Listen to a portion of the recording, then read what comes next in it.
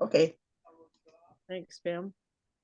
I think it might be, I'm not sure who started it. Oh, okay, maybe Tony. Thanks. Probably me. Great. And I see Carol is now here. Sharon, welcome everyone. And I just want to make sure that people know when we're in the Q&A period that we prefer that you use the hand symbol reaction on Zoom to let us know that you would like to make a comment or have a question. And if for some reason you're on a phone and can't do that, just let us know and we'll figure it out.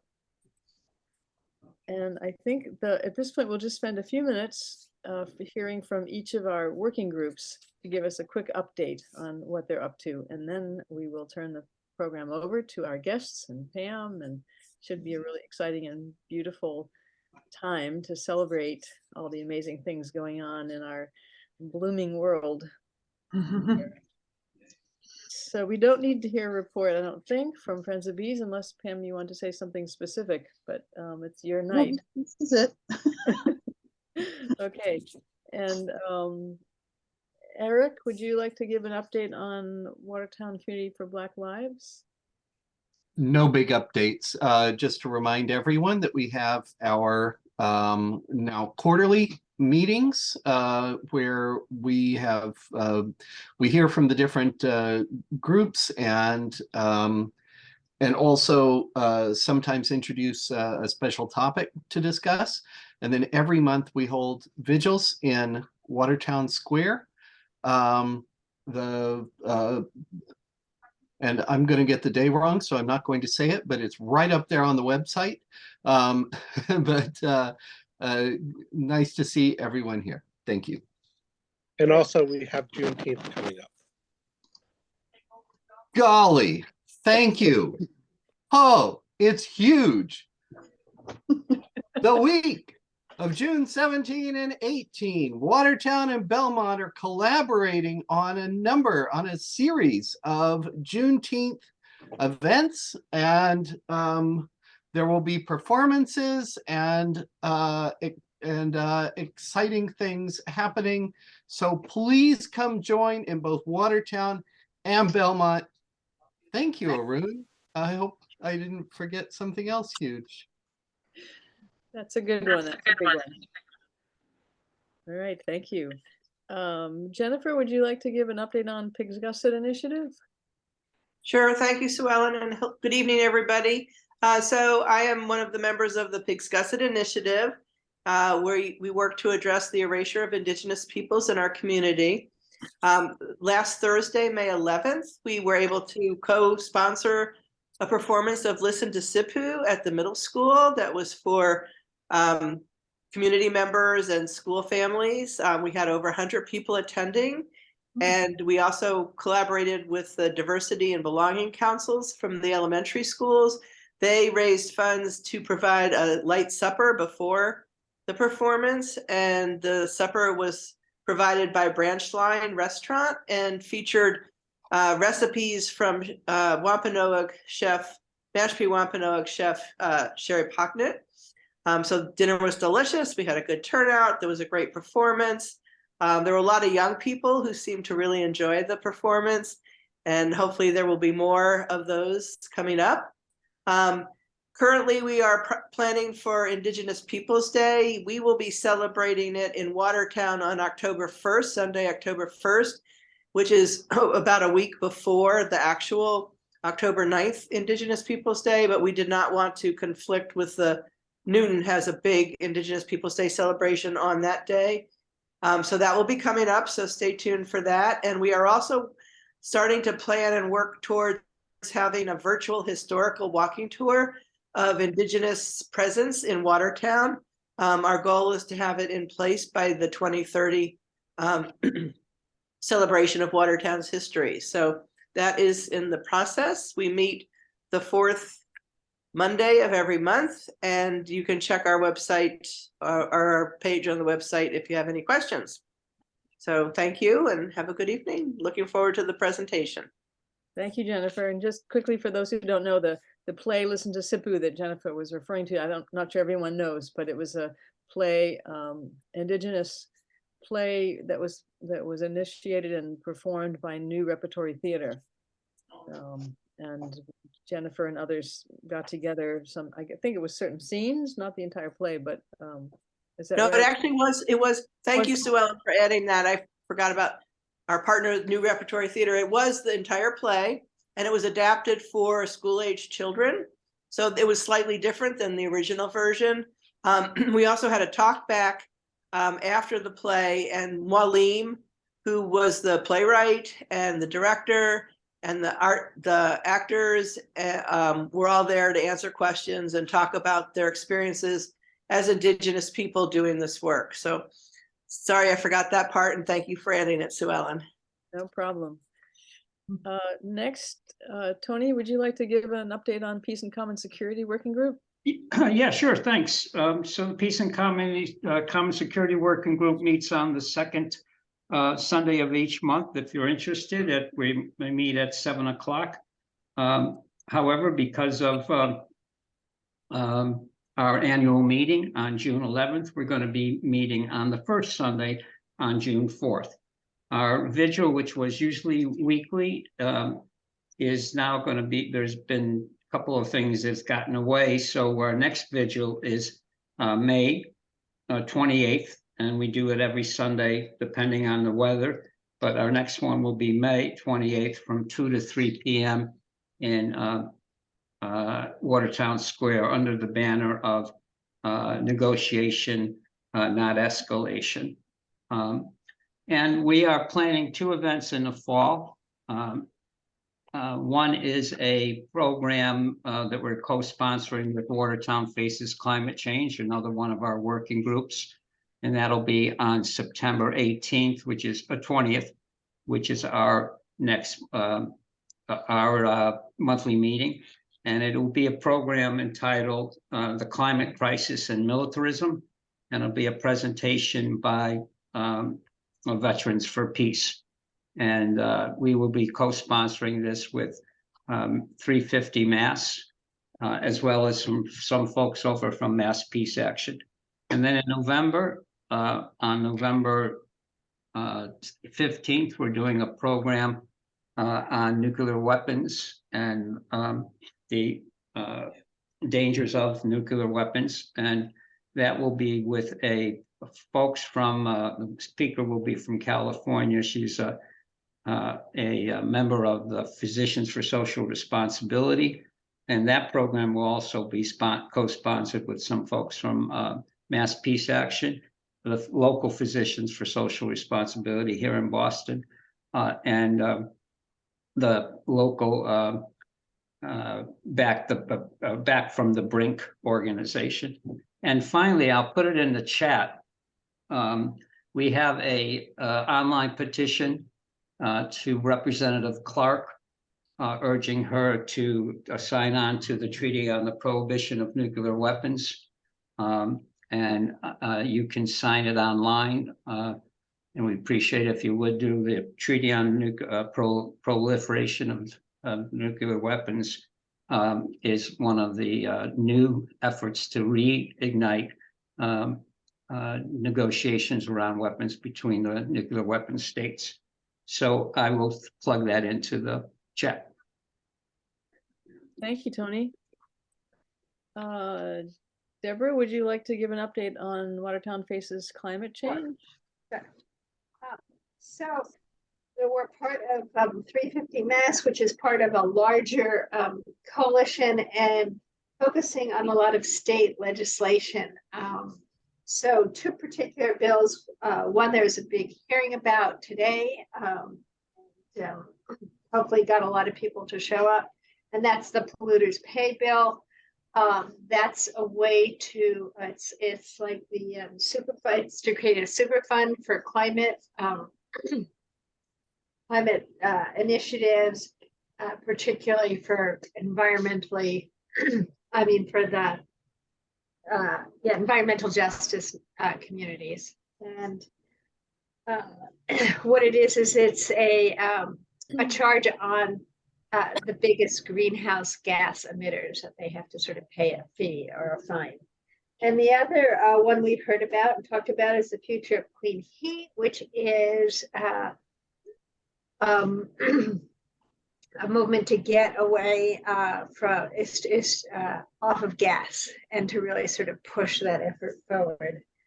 We are also working on trying to find ways to get planning to incorporate when they meet with developers and when developers present their plans, that they provide a lot of information about the greenhouse gases that their developments are going to produce and other sort of statistics around their development. And then we are also submitting an ARPA request to give the town money so that they could do a study of what it would take to create a local transit system using shuttles and on demand. And this is in light of our goal to reduce car miles by 50% by 2050, that we need to sort of get ways for people to get around. So you get to vote on it. Oh, vote for that one. And that's it. Okay, thank you, Deborah. So lastly, of the working group reports, I'll just report briefly on our refugee support group. And it's been a busy time. On April 29th, one of our members, Diane Crowley, organized a fantastic massage aid for Turkey and Syria to aid earthquake victims. And did it. The first parish in Watertown donated the space. She got massage therapists and Reiki practitioners to donate their time and made several $1,000s. It was just really fantastic event. Then also on May 6th, we had another event called Immigration Stories at the library, and had 5 immigrants from 5 different countries telling their stories about what it's been like for them to come here, what it was like back in their home countries. And had a little luncheon before that for people, and it was incredibly moving and had a great turnout. Coming up, the month of June, we're going to be putting up an exhibit at the Watertown Library, in that exhibit space on the 2nd floor, of a Syrian artist who's been who had fled, was in a refugee camp in Turkey, and then when the earthquake hit, she had to leave where she was in Turkey. But Samira Berwawi, she's someone that we have known of through one of our Syrian American members of our group, and she's thrilled. And several of us have bought some of her paintings over the last couple of years as we've gotten in touch with her, and so that's a pretty exciting thing. We're about to start getting together immediately. And then in the fall, we're planning to have a special book event with a Syrian writer, a book called My Road from Damascus. He is received asylum from Canada and has quite an amazing story. So that book will be available later. It's not one of the, Watertown each year kind of book things, but we're going to have a special event and have him live streaming from Canada. And then today we just had a tremendous amount of fun just honoring the 80th birthday of one of our incredible members, Joan Horgan. We tricked her because we knew she'd never showed up otherwise. And I told her we were having an emergency meeting of the refugee support group to plan the art exhibit and needed her help because she wouldn't have come otherwise. And we totally surprised her with a surprise little birthday brunch. So it was a lot of fun. So, I think that wraps up our working group reports, and I'd like to turn the meeting over to Pam. Before we do that, can we just give a plug for the annual meeting? Yeah. Sure, I don't know if you wanted to do that under announcements another time. But Okay, sure. that's okay. If you're going to do it later, that's fine. No, I think we should. I think that's important enough. We should get the annual meeting announcement out now. Okay. It's going to be June 11th. I always forget the full name. Belmont Watertown United Methodist Church. And we're going to be we're showing the art of unwar. And You want me that's to all I continue remember. this message? That's fine. And it's the Watertown branch of the Belmont Watertown. So it's at I believe it's 80 Mount Auburn Street at the old St. John's Church. So it will be there, and there's just an amazing film that I saw when it was being shown at MIT in March with the artist and the filmmaker, Krzysztof Wojtyszku, who's an amazing Polish artist who does incredible work animating monuments all over the world, which are usually memorials to war, for wars or war leaders and that kind of thing. And he's an extraordinary artist. So we're going to show that film, and we'll have our usual short business meeting before, potluck at 5:30, which will be fun. We can do at the church. And then at 6:15, we'll start a short business meeting, and then we'll show the film. And after that, have the filmmaker who will live stream with us, and 2 local artists who do a tremendous amount of protest art, Eileen Ryan and Adrian Sloan, who are local Watertown artists. So they will join Maria Nero, who's a filmmaker, in a Q&A and discussion afterwards. So it should be quite a moving and interesting evening. So any of you who can make it will be great. You will be getting something in the mail, a letter inviting you to attend along with the flyer. If you can post the flyer somewhere, that would appreciate it. This is also our only time we ask you for a donation. So you'll see a donation card in the mailing that announces the event, and a cover letter that Pam put together gives you a little idea of what we've been doing over the last year, since our last meeting. This will be our 44th year annual meeting.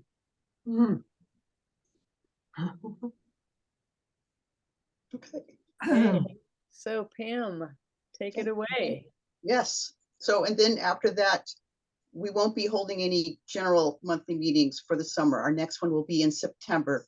But as you've just heard, we've got plenty of other big events to go to, especially Juneteenth. So keep an eye out for us. So I wanted to talk about what Watertown is doing for the bees, and especially the progress that we're making towards becoming a bee city. And I think it was in 2019, I started talking with the Conservation Commission about how we could do this. And things just kind of got in the way, and we towards, formalizing Bee City, but we decided to just start working on the steps that it takes to, when you're a Bee City, how do you show that you're a Bee City? And the main things are to reduce the use of pesticides.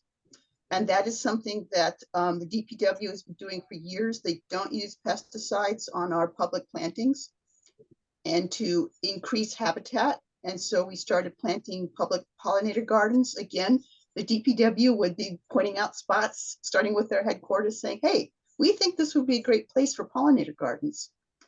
And then the third thing is to educate people and to celebrate pollinators.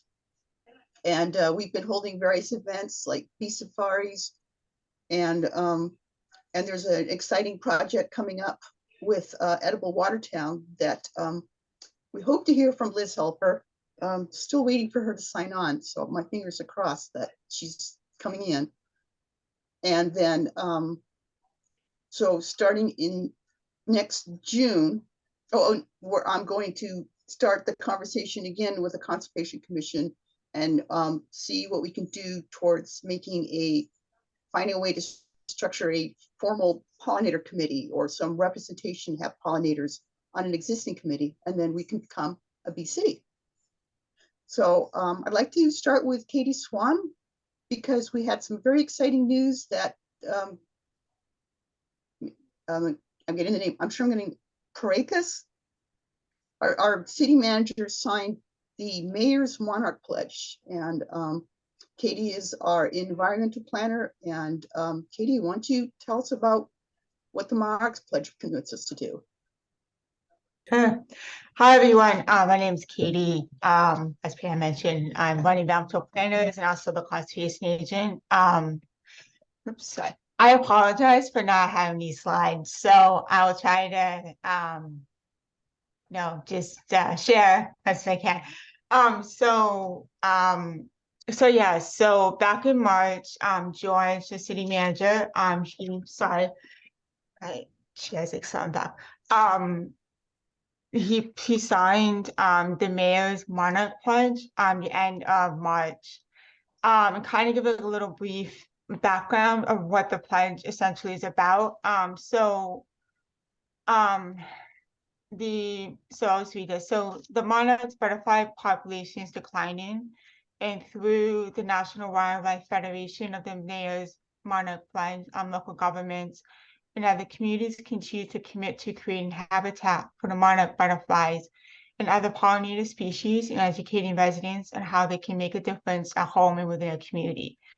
So that's kind of like the big background on that.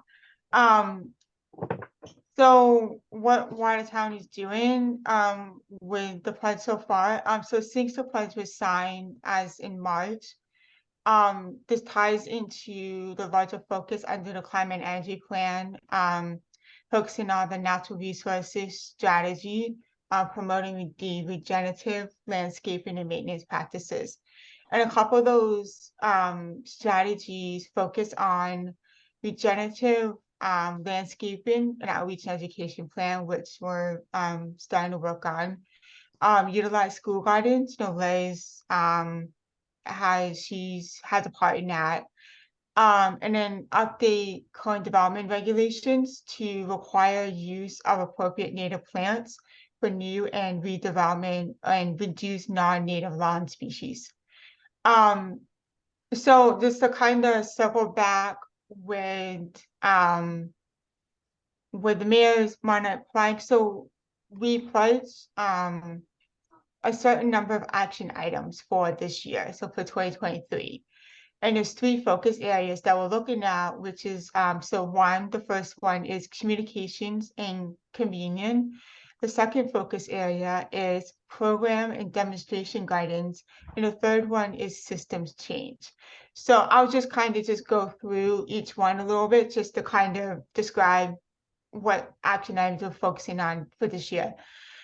So for communications and convenience, launch or maintain a public communication effort to encourage residents to plant monarch gardens in the homes or in the neighborhoods. So like through social media, or through different other avenues of sharing information. Another action item is engage, with gardening leaders and partners. So that'd be, working with, the Watertown Community Gardens, Friends of Bees, just kind of the local groups and kind of, collaborate with them. Then just engage with developers, planners, and other community leaders. Organize, engage in planning processes to identify opportunities to create monarch habitat. So it's just kind of like, how can we, on a planning level, how can we work with developers, other folks to encourage and have more pollinator habitats on, public or private parcels. And then another one, create a community art project, enhance or promote monarch and pollinator conservation, as well as cultural awareness recognition. So Liz is actually, she's there's a tie-in to that as well. She'll be doing something with that. And then for the program and demonstration gardens, plant milkweed and pollinator friendly native plants and medians and public right of ways. Initiate, support community science or citizen science efforts to help monitor monarch migration and health. So this is actually something, starting something with the Watertown Community Gardens, or also starting something with the Hosmer School for next year, just to kind of do that, but can't now because school's ending. So next year, the fall, next spring, that can be something underway. And then the last one, ordinances. So systems change, ordinances and herbicides, insecticides, changing how we, plant habitats and then increase native habitats. And then lastly, I'll wrap it up. And so, kind of with what's happening now, working with Watertown Community Gardens, Friends with Bees, coordinating interdepartmental, Liz, as an example. And then there's some already action items that already have been happening. That's with DPW, identifying opportunities and just gardens, and then launch or maintain outdoor education programs. So yeah, that's kind of the general gist of that. So yeah, it's just kind of like the larger action items or goals that, hopefully it'd be great we can meet all of them by the end of this year.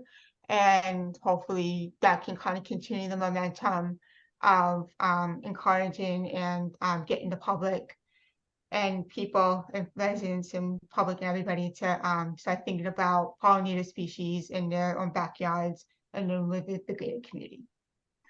Thanks. That's all I have to say. Thank you. Cool. I don't know if this is a question you can answer, but there's a question in the chat from Eric. He writes, maybe you missed this, but I'm thinking of lower income households who would like to make a pollinator garden, but can't afford to do so. Is there anything that could make it easier for them? Is that something that would be part of the Monarch Pledge, or is that something we can come back to later? No, that's actually a really good question.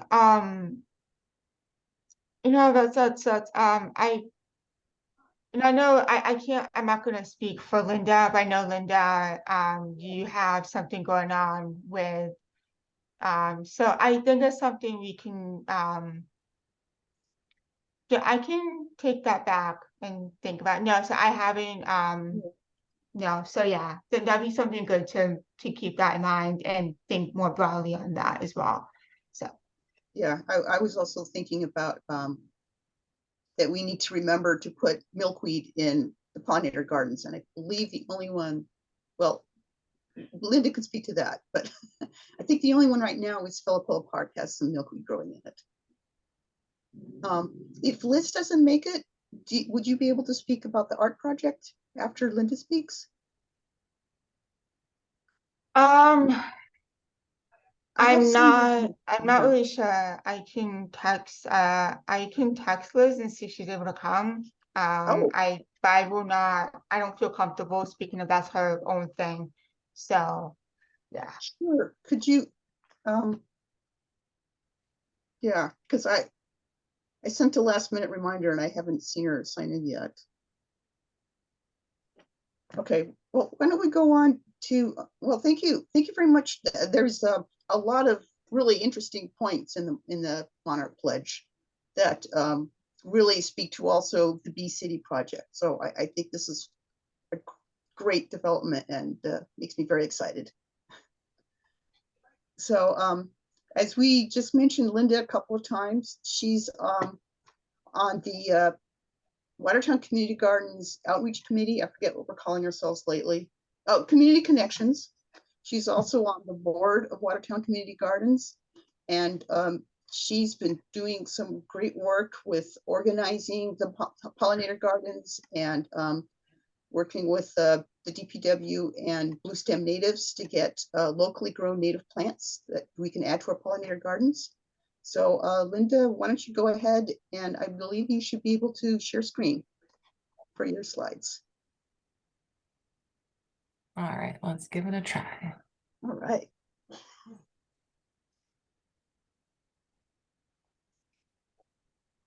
All right, it looks like you can all see it. Cool. Yes. All right. Thank you very much for the introduction, Pam. So as she mentioned, my name is Linda Relson, and I am involved with Watertown Community Gardens and Friends of Bees. And the name of late is Watertown Pollinator Pathways. That's what we're trying to rebrand ourselves as. It's short, it's catchy, you know what we're going for. We're trying to help pollinators find pathways around our busy city.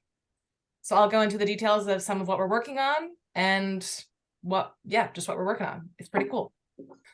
So the Watertown Pollinator Pathways team, we're a relatively small team right now, but we're made up of people from Watertown Community Gardens and Friends of Bees. So we've got about 6 people driving all of this effort. And if you're interested in getting involved, please, we'd love more people to be involved with us. So just a quick overview of our goals. The first goal is to plant and maintain public pollinator gardens around the city of Watertown, everywhere we can get them, and encourage people to do the same. We want to get members of the community involved and help us by volunteering to maintain these gardens so that they can learn and take their skills elsewhere. We also want to provide educational events so people can learn how to garden and landscape with ecology in mind, and kind of have these ecological gardening practices become more normal, because they're not currently. And as Pam mentioned earlier, we want Watertown to become a certified bee city as part of the Xerces Society program. So I've got a lot of fun pictures. So as I mentioned, the public pollinator gardens is kind of our main push as a group. We have 6 public pollinator garden sites at this point in time, and they're planted primarily with native plants. In 2022, we planted 3 new gardens, and we've got a couple new ones in the pipeline for 2023.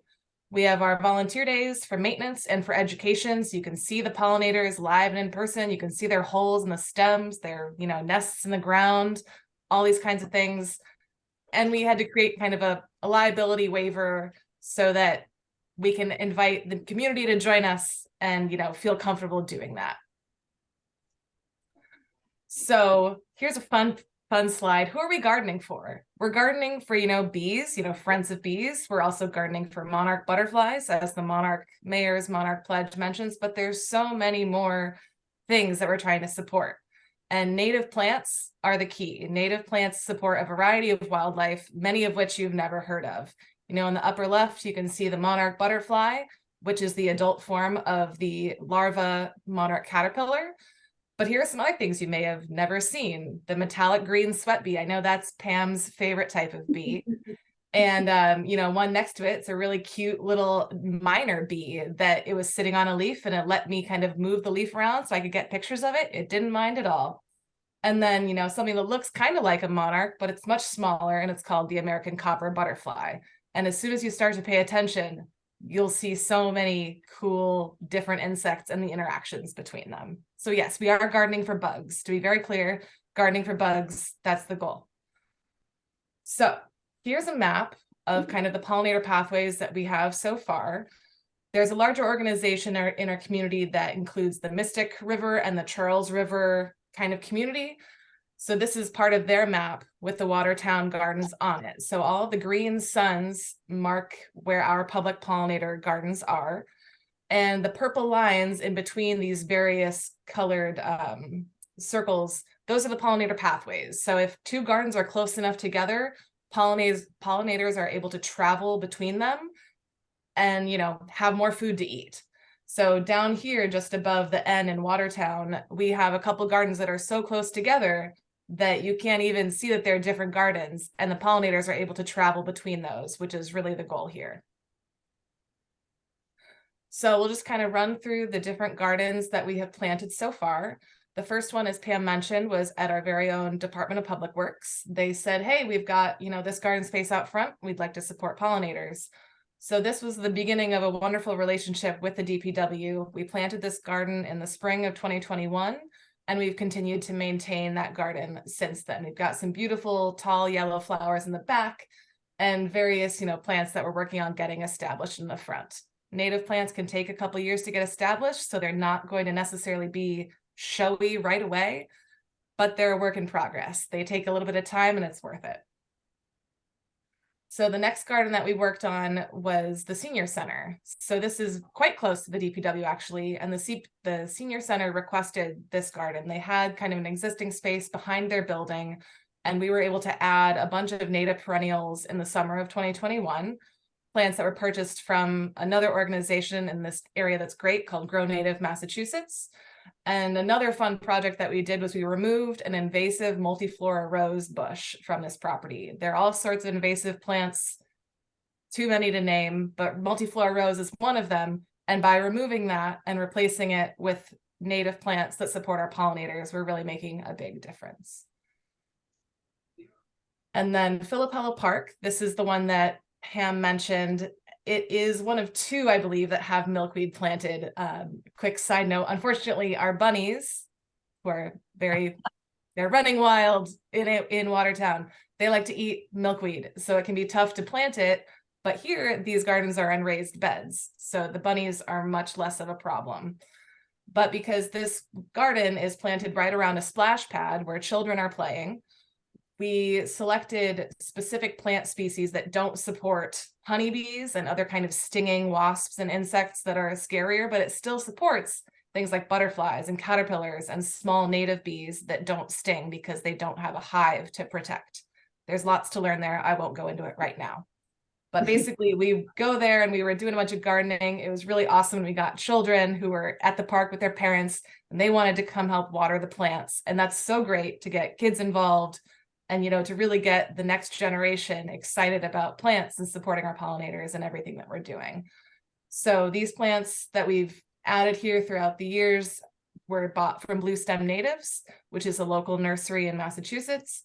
And because this is such a high traffic area with lots of people and lots of kids, we're trying to get some educational signage in place so that we can, you know, explain what we're doing and help people understand how they might do some of this at their own homes. Now, one other garden that we did in the spring of last year was we took the kind of grassy bump out in front of one of our committee members' houses. Melinda, she's on this call right now. But she had this patch of turf grass in front of the retaining wall in front of her house. So kind of there's a street, there's a sidewalk, and then there's this turf grass bump out that she had. And she wanted to turn it into a pollinator oasis. So we laid down cardboard to keep all the weeds in the ground from growing up. We layered it with compost to get some nutrients. We planted a cover crop to fix nitrogen into the soil. And then over the course of the last summer, Melinda planted so many beautiful plants that got full sun and that became quite the lush pollinator oasis. So she will continue to be maintaining this. It's public property, but as the person who lives right there, she gets to maintain it. And there are some rules about maximum plant height.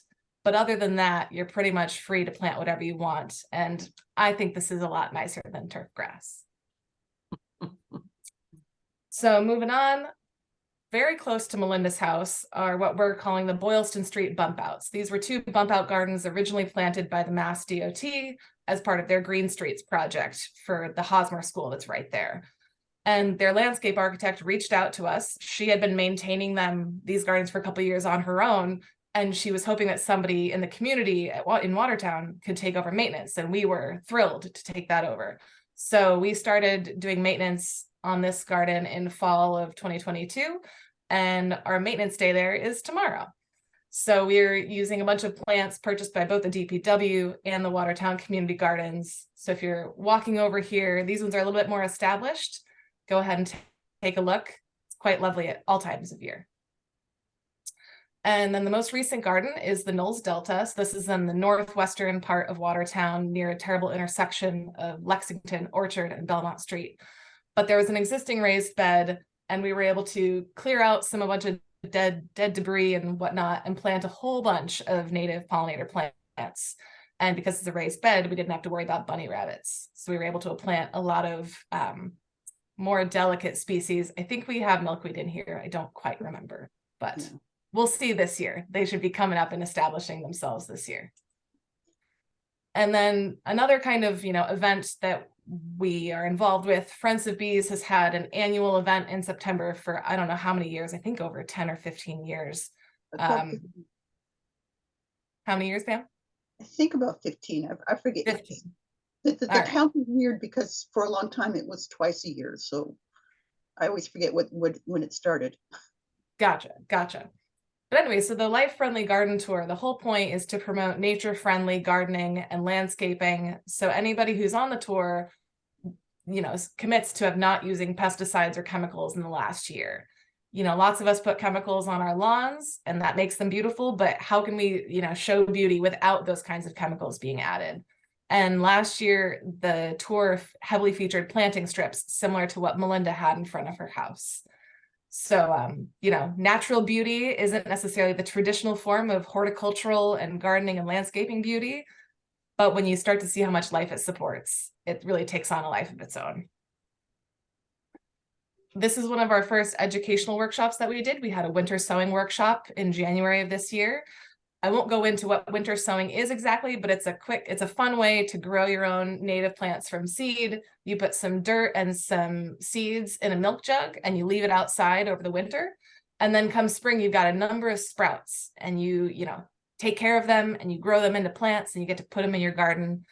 And we had instruction from Blue Stem Natives, that same nursery I mentioned. It's a local women-owned nursery in Norwell, Massachusetts. They're wonderful. They provided all the supplies. They answered so many questions. And we had over 20 people show up and even more who couldn't make it because we only had so much space. And this is just a slide highlighting that the work we're doing shares the mission with so many things that Watertown has going on. The open space and recreation plan mentions pollinator gardens. The comprehensive plan talks about pollinator habitat, and the climate and energy plan talks about native plants.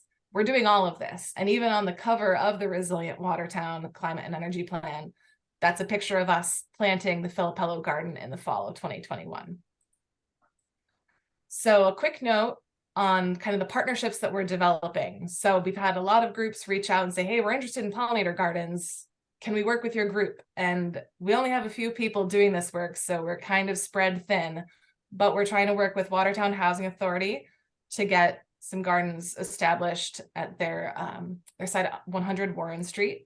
We also recently helped the Commander's Mansion replant their Freedom Garden, which honors our veterans, with kind of a red, white, and blue palette.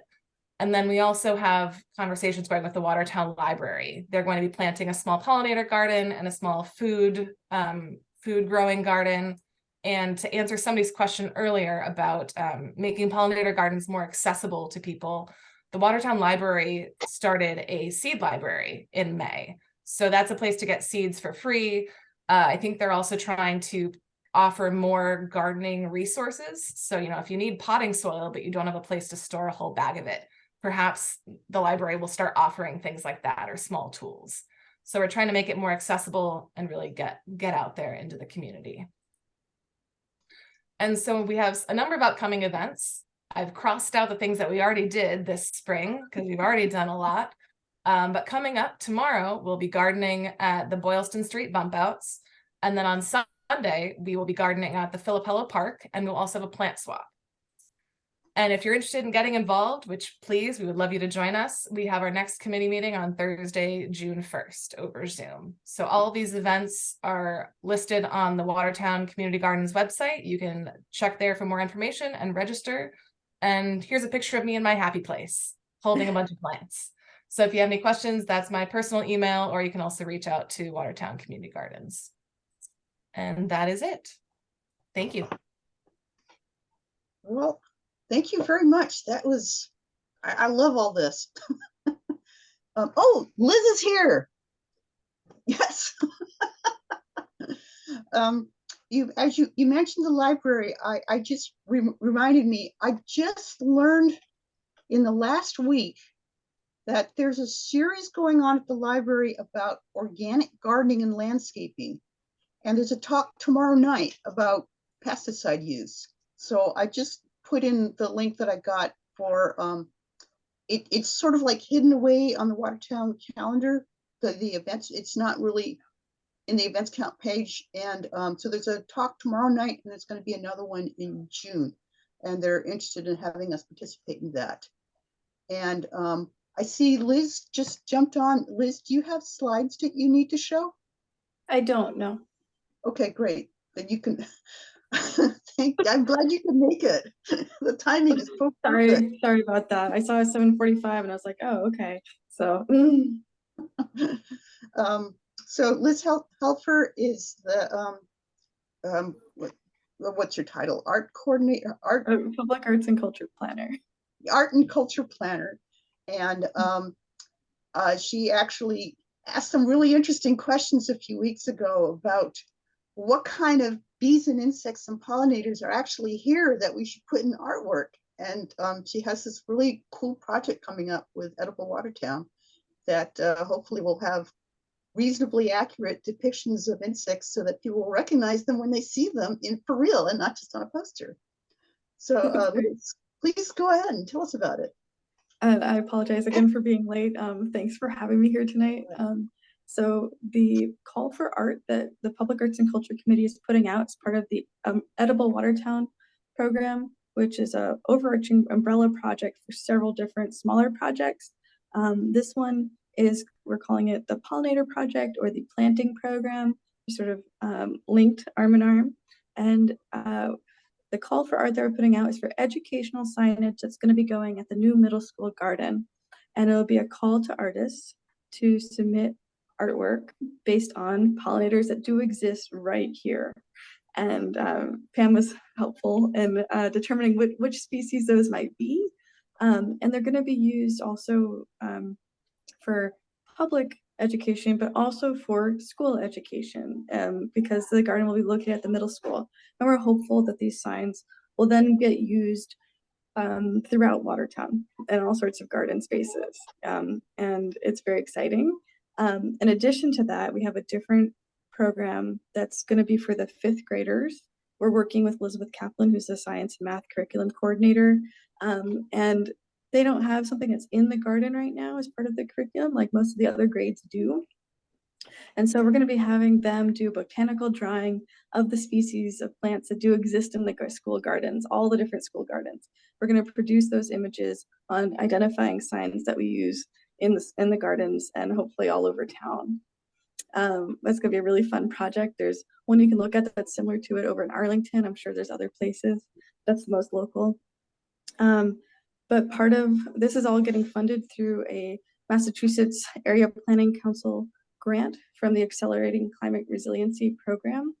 And we were awarded $70,600 in order to implement both the creation of the new garden at the middle school that's accessible, and an summer internship program that will have a summer coordinator, an adult coordinator overseeing student interns, and as well as both of these calls for art. And one more piece of this project is that we're going to have 6 different panels or workshops also happening at the library, sort of an extension of the program you just talked about, Pam. Sorry. And those are going to be with different ecology experts. And we're hoping the Friends of Bees will be one of our speakers, someone from the Friends of Bees. In addition to, we have a soil expert and a few other folks who have signed on. So yeah, it's a very exciting project and we're thrilled to do it.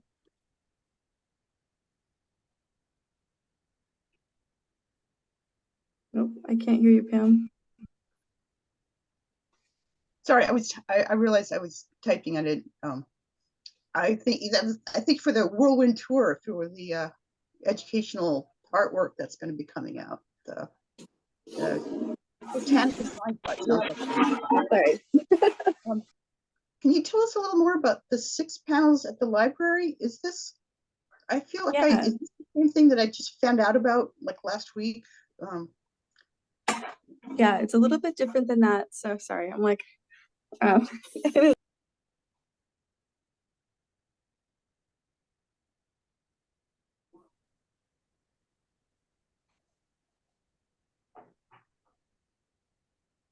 so the panels are being, we have several experts who've contributed to the Edible Watertown project already and its development.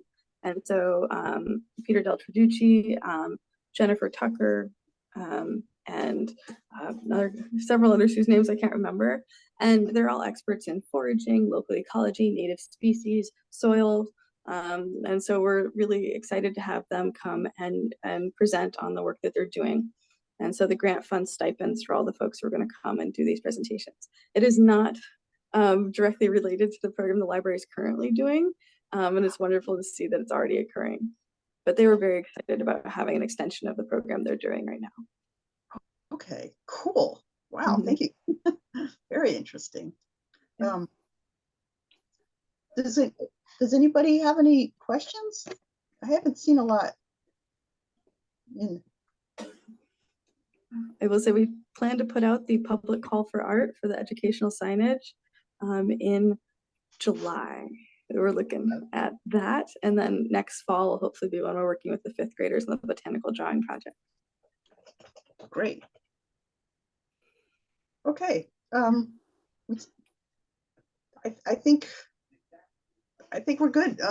And, Okay. I've been still thinking about Eric's question earlier. This is probably more something to talk about with Linda.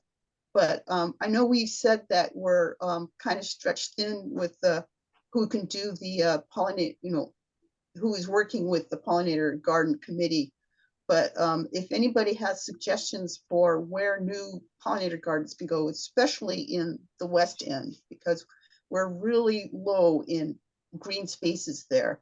And if people have suggestions for where we can add a new pollinator garden with milkweed and whatever, or a rain garden, then we'll try to find a way to make it work. Well, I have some ideas, but let's talk later.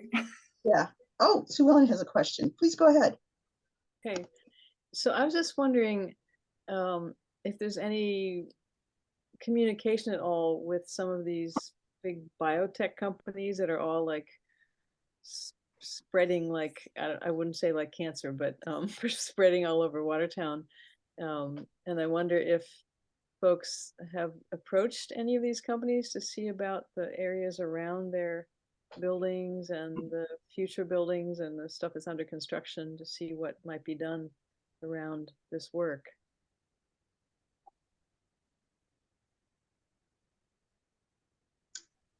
Katie, is that something you would know something about? Oops, I can sort of speak to, yeah, Liz, do you want to go ahead? I can, sure. So I can speak to a couple of sites we know of that are under development.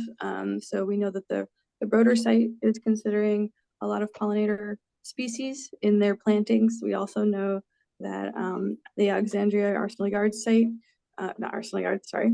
Ooh, don't get them mixed up.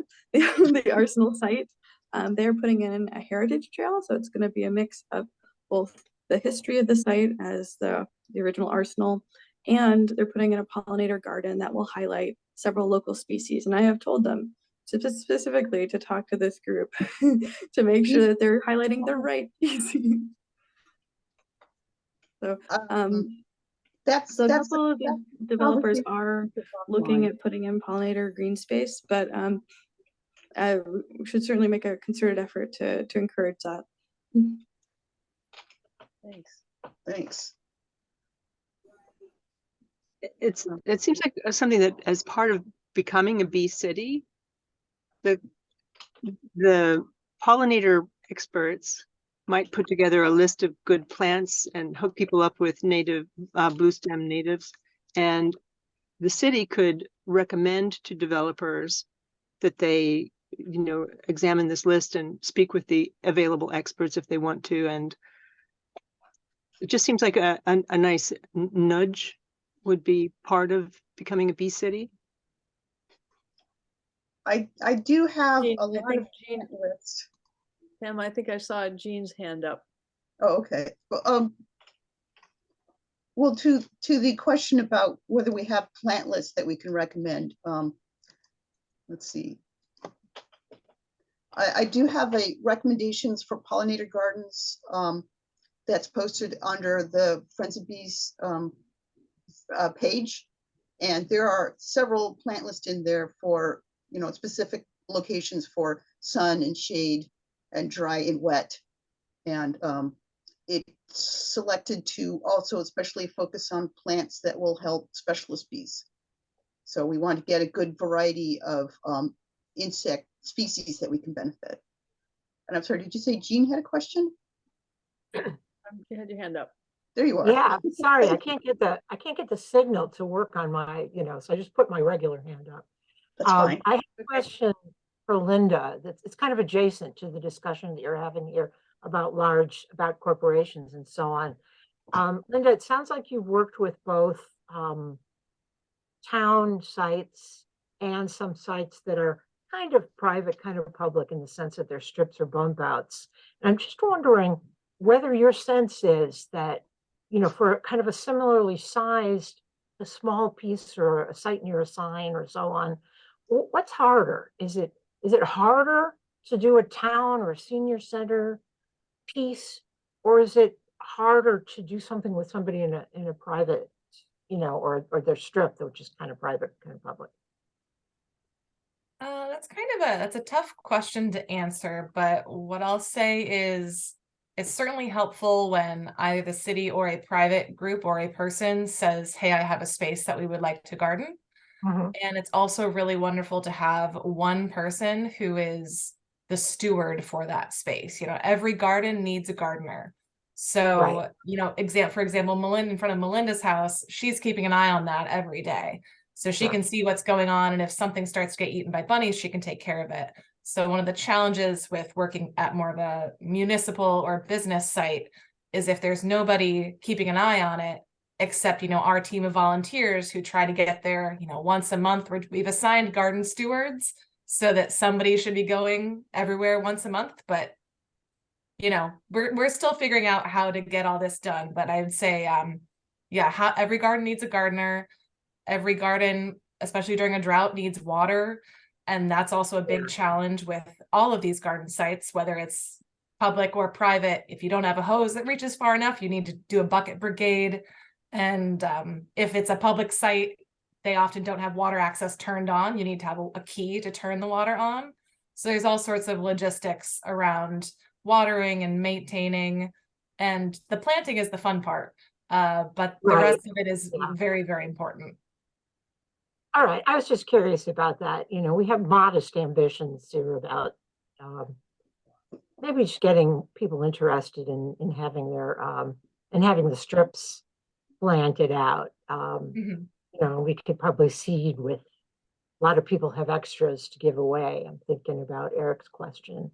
But well, there's one really nice resource from the DPW. It's on the Watertown website, and it's a brochure about how to plant your planting strip. So it's got some recommendations for plant species, sun and shade, and they're not all native plants, but you need really robust plants to survive on a sidewalk when there's salt and, you know, all those kind of harsh environments. Yeah, Lexington Living Landscapes has a good article about that too. Well, Lexington is a bee city. They beat us to the punch. And Tufts Pollinator Institute is our closest bee campus. And they've been they do a lot of really fun events. Like they're doing bee safaris too, and plant sales. And I try to share their events to our bees lists. And I see Deb has a question. Yes, thank you. Is there anything we can do about the fact that an awful lot of salt doesn't hit the street, but hits our planting strips and our sidewalks instead? Well, that's part of what's so great about the pamphlet that the DPW puts out, is that they do take that into account. And well, except that we all see our sidewalks covered with salt, so it's not working all the time. Not working to, well, they may have a policy to keep the salt in the street rather than on the sidewalks and the planting strips, but so many times I've just, you know, had huge chunks of salt on my sidewalk, which means the trucks aren't being calibrated correctly and people aren't paying attention. Okay. I can add on to that, Pam, if you'd like. Yeah, I'm not sure how you report that. Yeah, so I think the biggest thing is to plant, if you're planting in your planting strip, to plant things that are really robust. And there are a lot of native plants that actually enjoy living by the ocean. So they want and tolerate some salt in the soil. So things like seaside goldenrod and beach plum, you know, just in their names, they imply the habitat. So if you think of plants like that, or even, you know, things like daylilies are really robust. They're not native, but they are robust. So you just have to be kind of selective in what you plant in a planting strip, because we can't easily control these salt trucks and how well calibrated they are. But what we can do is, you know, plant with that in mind. I hope that answers your question. I just found the link to the flyer, and I just posted in the chat. I think there was someone else who had a question besides Deb. I saw there was 2 hands up at one point.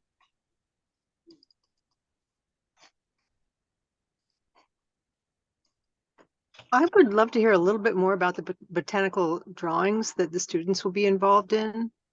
Oh, I Uh, think Liz just had to go. She had to Kind of, go. yeah, This is my chance.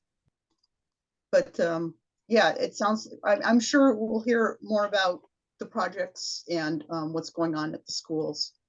I did want to also get a little more detail about the next two pollinator garden events is so tomorrow night we're going to be at, or tomorrow evening we're going to be at the Boylston Bump Outs and Melinda's Gardens, and then Sunday is the last scheduled event of spring. We'll be at Philippilla Park from 1 to 3, and we'll also be doing a plant swap. So if anybody has extra plants, and hopefully they're, you're not growing with pesticides, and you're ideally you're not bringing plants that have been growing in the ground, because we're still concerned about jumping worms. But any other garden materials are fun to exchange, and we hope people can make it. Can you repeat that about the jumping worms or what? Oh, okay. There's a lot of concern lately about a new variety of earthworms that have been starting to turn up. They're called the Asian jumping worm, and apparently they move very violently when disturbed. Part of what's hard to control them is that they're actually not active until high summer. So they might be dormant as egg cases during the spring, so you think you're okay. And supposedly their appetite is so great that they can just eat up all the organic material in the top layer of the soil and leave nothing but what looks like crumbs or coffee grounds. And I'm not sure whether I've actually seen them or not, but we're trying to prevent their spread if they're here.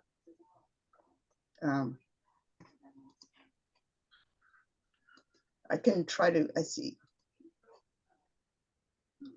The information that I've seen has been kind of mixed about how big a concern they are, but we're trying to err on, the side of caution.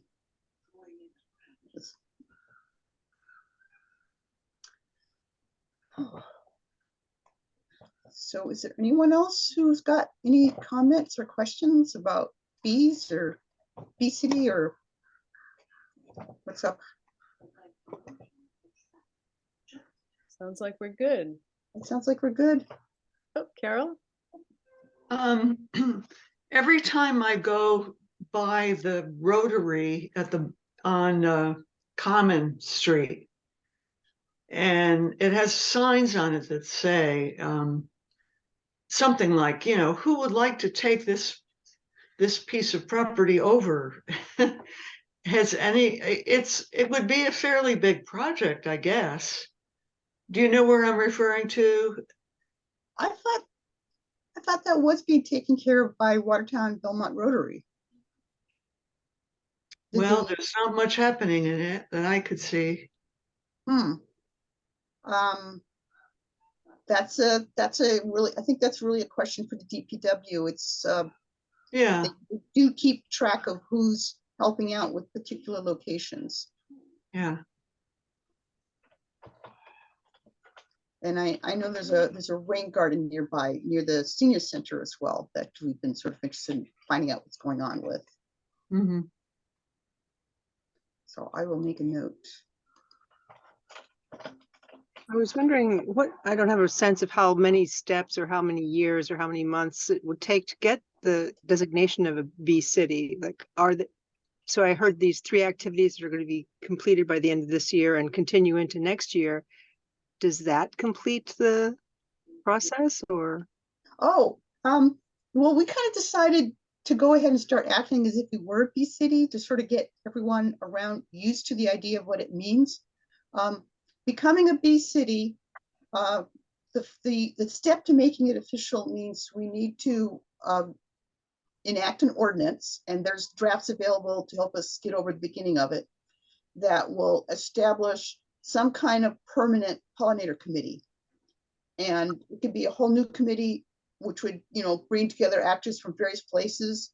But there's already so many committees in this city that I think it really makes more sense to find a home for pollinators within an existing committee and just say, if you have a question about pollinators, you should go here. And so this is why I started talking to the Conservation Commission, because it feels like they're the closest thing. But in the last couple of years now, a lot of the activity actually seems to be driven by the climate resiliency projects. And so that's where I'm, as Linda showed in her presentation, we've got places for pollinators and a lot of things there. So it's possible that we may end up making pollinators the officially the responsibility of the Energy and Efficiency Committee. So so I want to talk to Conservation Commission. I want to talk to Energy and Efficiency and sort of work out how we can structure this so that we have a permanent place for someone to take responsibility for pollinators in the city government. Because, you know, you don't do this one time. This is sort of an ongoing project, and taking care of the land is something that goes for generations. As you know, it's part, as we mentioned a little bit in our land acknowledgement, this land was taken care of by people for thousands of years. And there are things we can learn from the people that were here before white settlers came. And there are things that we can learn from science, and we want to combine that and make that a permanent part of Watertown becoming a big city and continue to work for pollinators. And the issue of the importance of pollinators, it goes overlooked because so much of it is done by insects, but it impacts growing things everywhere.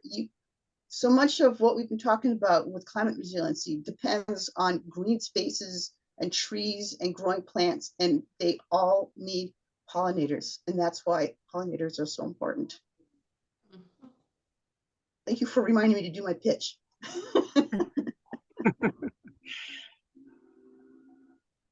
So are we ready? I have a question, Pam.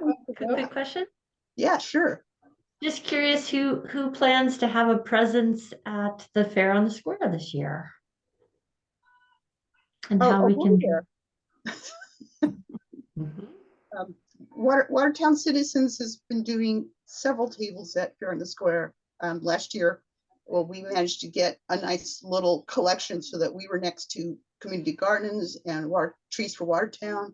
So we had like a little ecology circle going on, and hopefully we'll do the same thing. And we're also working on getting tables at the farmers market. I haven't heard back from when Friends of Bees will have a table. I've asked for one in August, so where we'll talk about the garden tour, which will be in September.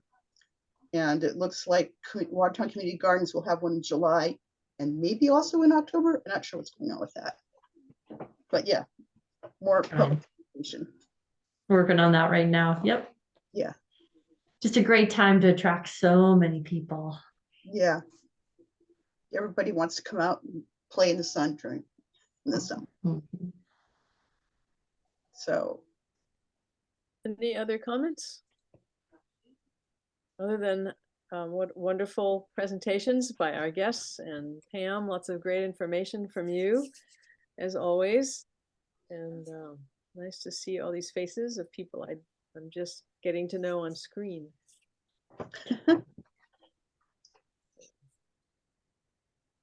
Well, all right. I think other than that, just just a reminder, June 11th is our annual meeting, 5:30 potluck, 6:15 meeting, and 7 o'clock film, which should be really interesting, down at the old St. John's and 80 Mount Auburn Street in Belmont Watertown United Methodist Church. So hope to see some of you there. And bring a dish. Bring a dish, yeah. And bring a dish. So thank you all for being here, and thanks for all these wonderful contributions. Thank you. Many people. Good night. Good night. Night, everyone.